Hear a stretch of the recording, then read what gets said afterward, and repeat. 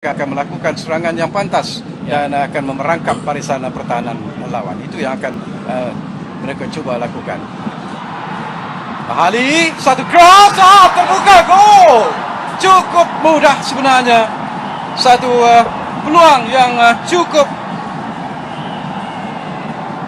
terbuka dan akhirnya Lucero berjaya melakukan satu penyudah yang cukup tepat dalam minit-minit awal permainan ini.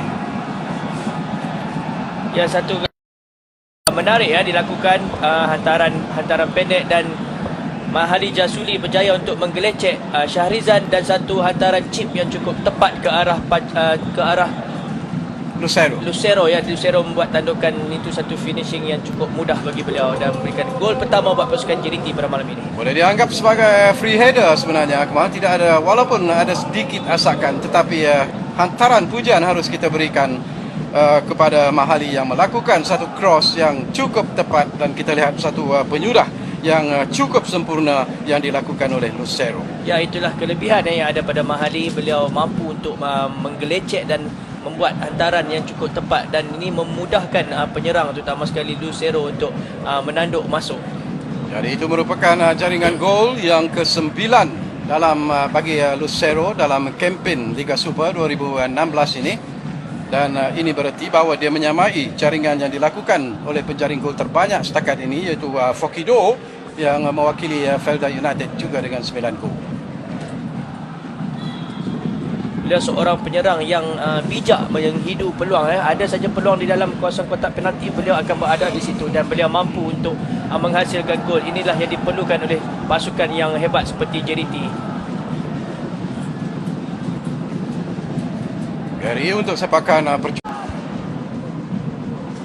Kita lihat sekali lagi bagaimana Amirul Hadi dan tandukan daripada Gary yang terkena palang. Itu satu lagi peluang yang cukup menarik.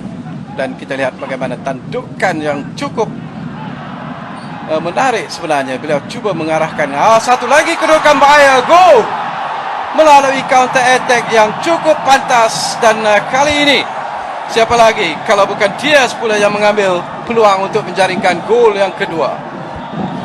Ya, inilah apa yang saya katakan tadi. Sedikit kesilapan yang mereka lakukan akan dihukum dengan kombinasi yang baik daripada Lucero dan juga Diaz. Mereka berjaya untuk menjaringkan gol kedua pada malam ini. Kita lihat gerakan 1-2 yang cukup menarik dan Pacero mampu melihat di manakah kedudukan Diaz dan Diaz untuk buat hantaran menolak masuk dengan cukup baik untuk gol kedua JDT. Itulah understanding ataupun the combination of the two Argentinians selalunya memberikan satu hasil yang cukup positif. Dan lihatlah macam mana Lucero dapat mengetahui pergerakan Diaz yang sudah pun berada pada posisi yang tepat dan pada masa yang tepat, dan cukup mudah beliau melakukan finishing untuk menewaskan Muhammad Nasril Nordin, iaitu penjaga gol pasukan Pahang. Dia cukup gembira dengan apa yang berlaku, dan sekarang ini tentunya lah jurulatih mereka Mario Gomez juga cukup gembira dengan prestasi yang ditunjukkan oleh pemain-pemain JDT setakat ini. Ya, kita mengharapkan Razif mampu untuk membangkitkan semangat dan juga pemain-pemain Pahang sendiri. Jika mereka tidak mampu untuk bangkit dan memberi tindakan balas yang cepat, mereka pasti akan dihukum lagi selepas ini. Itulah yang selalu kita sebutkan, yang seringkali Akmal, counter attack yang pantas dalam situasi yang tidak dijangkakan.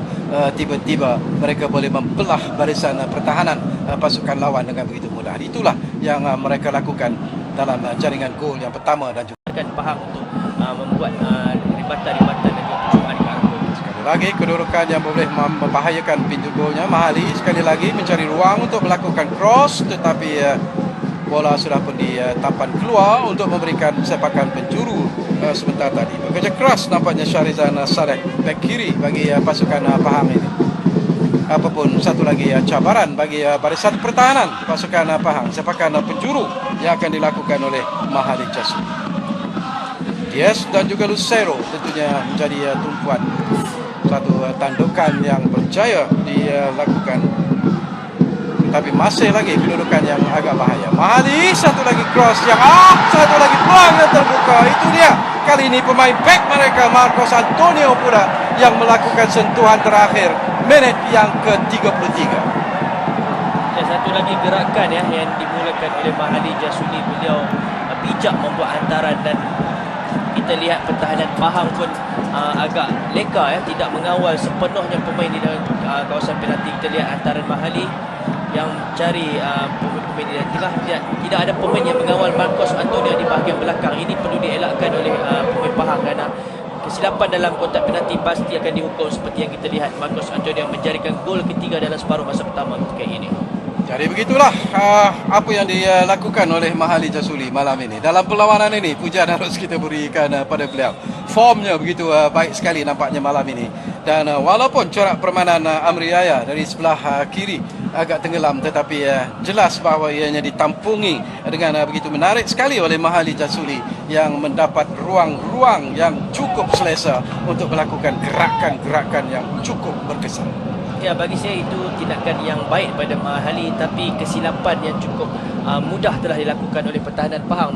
Mereka membiarkan pemain JDT untuk berleluasa ya di dalam kawasan penalti sendiri. Inilah yang dihukum oleh pemain-pemain JDT. Datang untuk membantu pergerakan yang cuba dilakukan oleh Fauzi Roslan sebentar tadi. Ya, apabila beliau melakukan gerakan ya, tidak ada pemain buat support. Itu menyukarkan beliau untuk buat hantaran. Lucero! Itu dia baru saja saya sebut. Dia berjaya menjaringkan gol yang keempat. 2 minit permainan separuh masa yang kedua ini bermula dan dia telah menjaringkan gol yang keempat bagi pasukan JDT. Itulah kelebihan pemain ini. Ya, itulah kelebihan ya yang ada pada Juan Martin Lucero. Sedikit saja ruang yang beliau miliki di hadapan pintu gol. Beliau mampu dan tahu di mana hendak meletakkan bola itu bagi memberikan jaringan, dan beliau berjaya menyempurnakan dengan cukup cemerlang. Kita lihat sekali lagi lorongan yang cukup kemas daripada Diaz, dan lihatlah bagaimana finishing yang dilakukan oleh Lucero. Kombinasi dua pemain ini cukup berbahaya.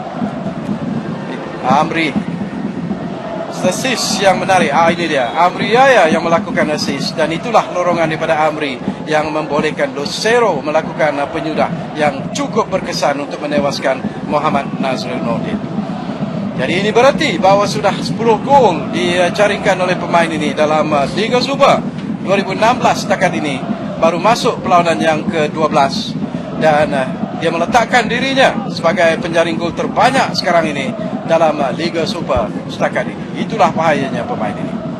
Ya, beliau sentiasa mampu ya mencuri peluang, menghidu peluang, dan beliau tahu bagaimana untuk meletakkan bola itu ke dalam jaring pintu gol pasukan lawan.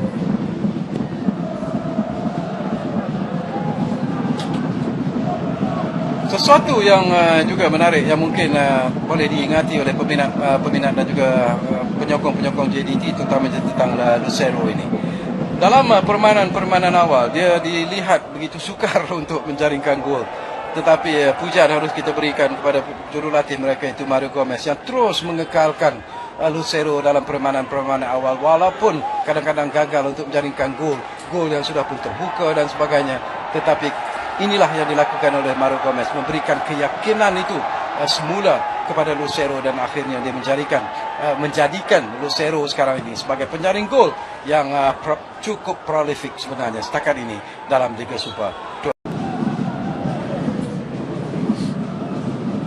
Kita lihat bagaimana kemas gerakan yang dilakukan oleh Diaz sekarang ini, masih lagi mengawal Diaz. Ada ruang yang menarik Diaz. Gol yang kelima, menit yang ke-55.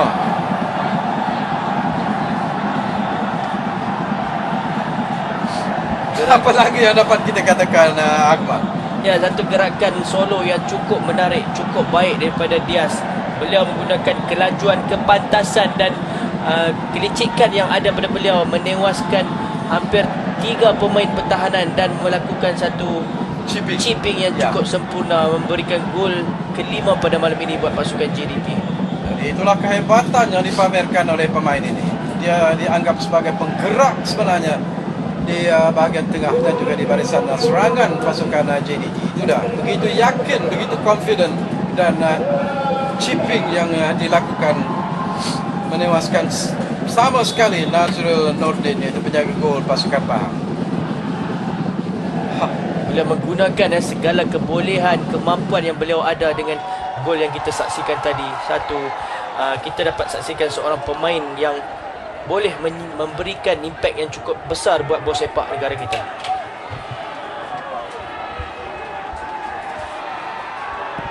Jadi begitulah kedudukan sekarang ini. Semakin tertekan sekarang ini. Kalau di Stadium Tan Sri Hasan Yunus di Lakin, mereka hanya menang dengan 3-0, tetapi nampaknya mungkin kali ini mereka boleh kenduri gol, menang besar barangkali kalau mereka terus memberikan asakan. Setakat ini mendahului dengan 5-0. Satu situasi yang mungkin semakin tertekan sebenarnya.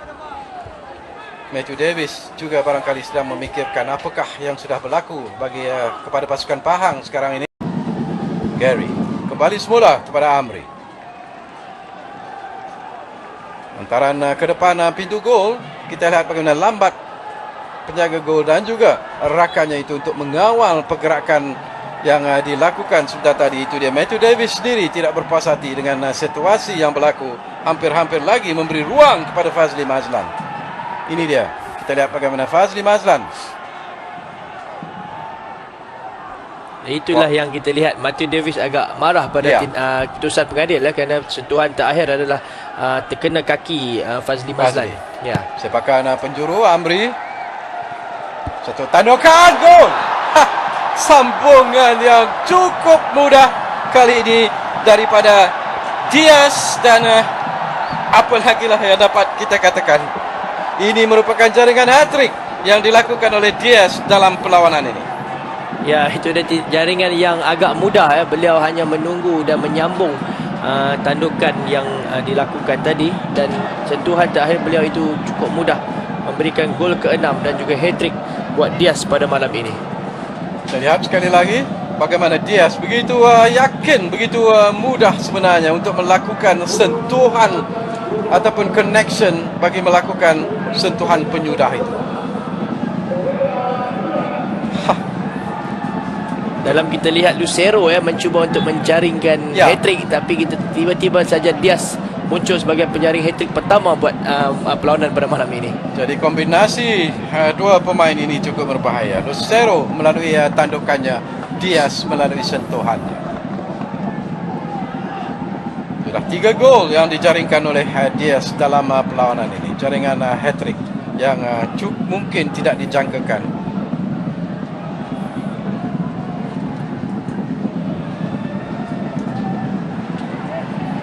Amri